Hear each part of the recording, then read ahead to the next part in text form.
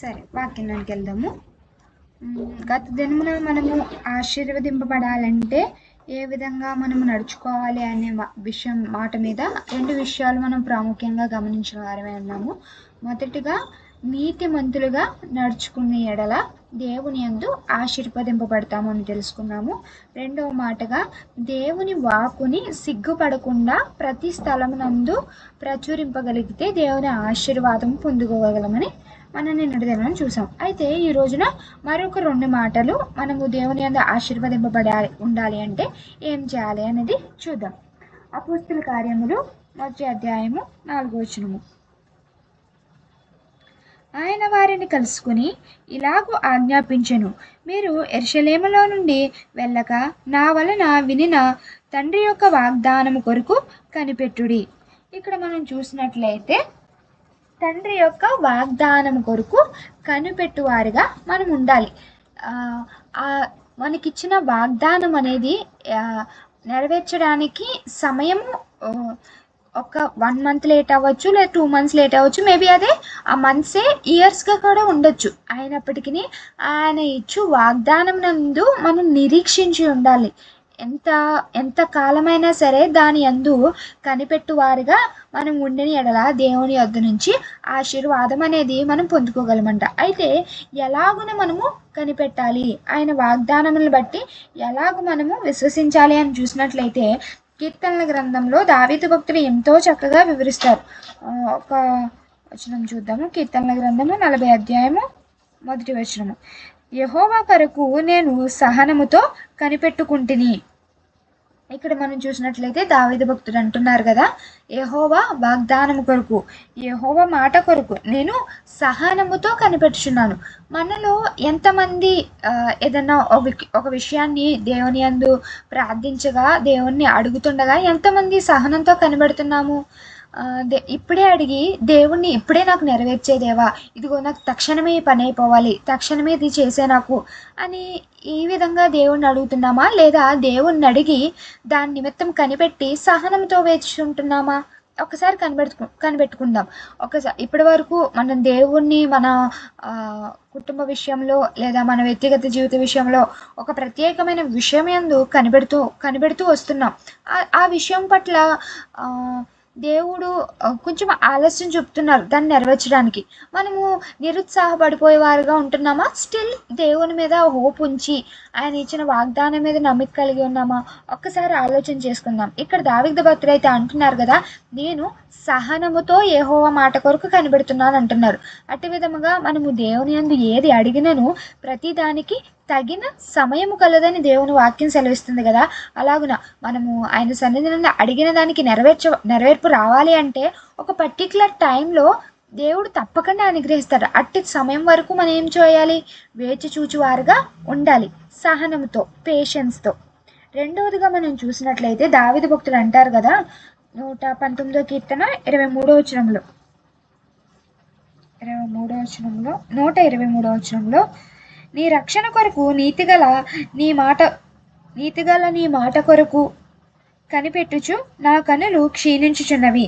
భక్తుడు అంటున్నారు కదా ఇక్కడ, ఇదిగో దేవా, నీవు నాకు ఇచ్చిన వాగ్దానం నెరవేర్చబడడానికి నేను నీకు ప్రార్థనలో మొరలెడింది నా యందు నెరవేర్చబడటానికి ఇదిగో నా కన్నులు క్షీణించిపోయే సమయం వరకు నేను వేచి చూస్తున్నాను, ఎప్పుడు నెరవేరుస్తావు? ఇట్టి విధముగా మనము ఆయన వాగ్దానం కొరకు కనిపెట్టి ఉండాలంట. అంటే ఇప్పుడు అబ్రహాము చూడండి, వృద్ధాప్యమునందు దేవుడు వాగ్దానం ఇచ్చిన ఇంకా అది దేవుడు ఇచ్చిన తక్షణమే నెరవేర్చబడలేదు.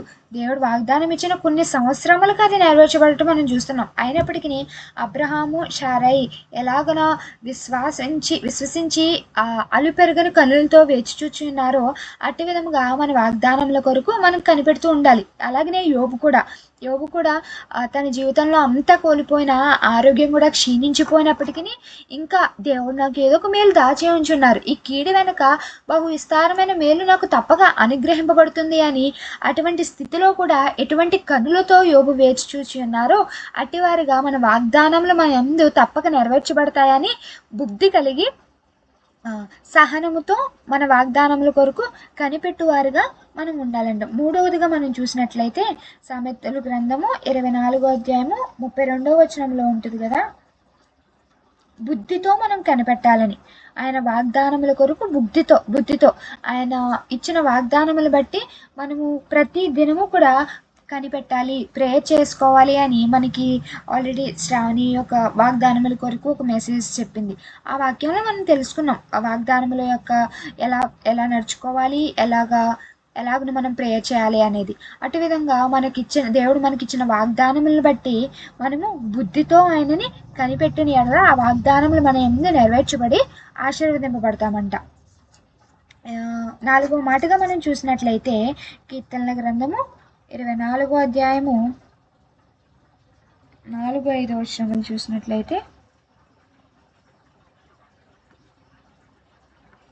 కీర్తనలు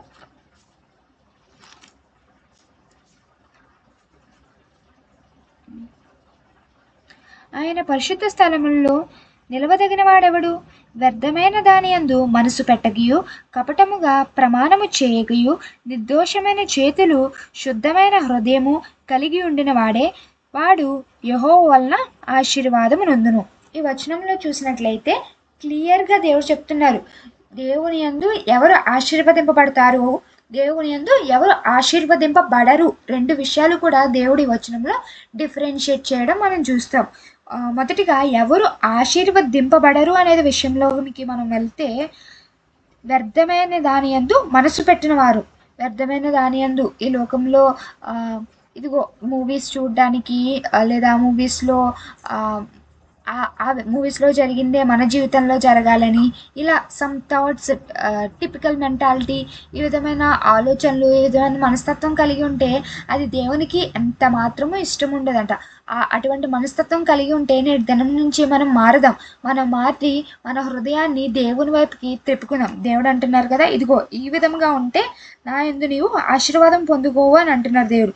2వదిగా అంటున్నారు కదా, కపటముగా ప్రమాణము చేయకయు.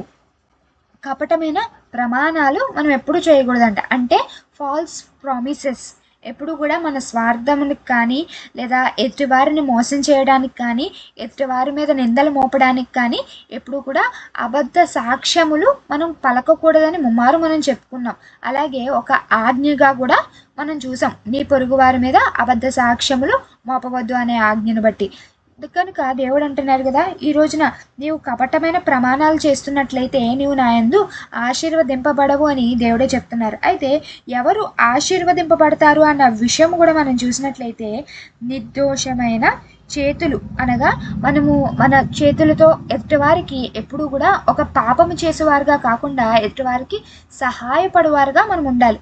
ఎదుటివారికి మేలు చేయుటకు మన అడుగులు ఉండాలన్నమాట. ఎదుటివారికి ఏదైనా నీడుండి మనల్ని ఆశ్రయించిన ఎడల మనం చేయగలిగితే వెంటనే వారికి తక్షణమే సాయం చేయనట్లుగా మన క్రియలు ఉండాలి. అట్టి విధంగా ఉండినట్లయితే మనం ఆశీర్వదింపబడతామని దేవుని వాక్యం సెలవిస్తుంది. 2వదిగా శుద్ధమైన హృదయం కలిగి ఉండిన వాడే.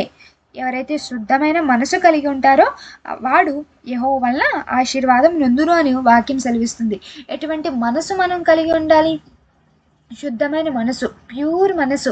దేవుడు వాక్యం సెలవిస్తుంది కదా, ఇదిగో చిన్న పిల్లలకు కలిగి ఉన్నటువంటి మనసును మీరును కలిగి ఉండండి అని బైబిల్ సెలవిస్తుంది. చిన్నపిల్లల మనస్తత్వం ఎటువంటిది చెప్పండి?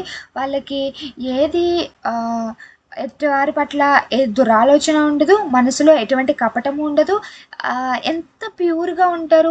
ఈవెన్ వాళ్ళ స్మైల్ చూసినా కూడా ఎంత క్యూట్నెస్ ఉంటుంది చెప్పండి. అటువంటి మనస్తత్వం మన మనసులో కూడా ఎటువంటి కపటము, ఎటువంటి దోషము, ఎటువంటి ఈర్ష ఇటువంటివి ఏమీ లేనప్పుడు కూడా మన స్మైల్లో కూడా అటువంటి ప్యూర్ కనిపిస్తుంది. అటువంటి ప్యూరిటీ అనేది మన చిరునవ్వులోనే కనిపిస్తుంది అనమాట.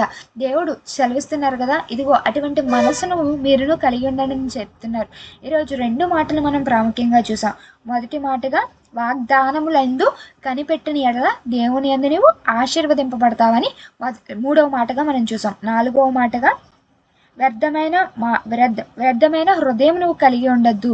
వ్యర్థమైన అబద్ధపు సాక్ష్యములు నువ్వు చెప్పవద్దు. ఇలాగ చేసిన ఎడల ఇదిగో నేను నిన్ను ఆశీర్వదిస్తాను. వారు ఎవరైతే ఈ విధముగా నడుచుకుంటారో వారు యెహోవా యందు ఆశీర్వదింపబడతారని వాక్యం సెలవిస్తుంది. ఇటు విధంగా మనం నడుచుకునే ఎడల దేవుని యొద్ద నుంచి సంపూర్ణమైన ఆశీర్వాదములను మనం పొందగలం అనమాట. ఈరోజు వాక్యమైన మనందరినీ కూడా దేవుని యొక్క ఆశీర్వాదంతో నింపునుగాక. ఆమేన్.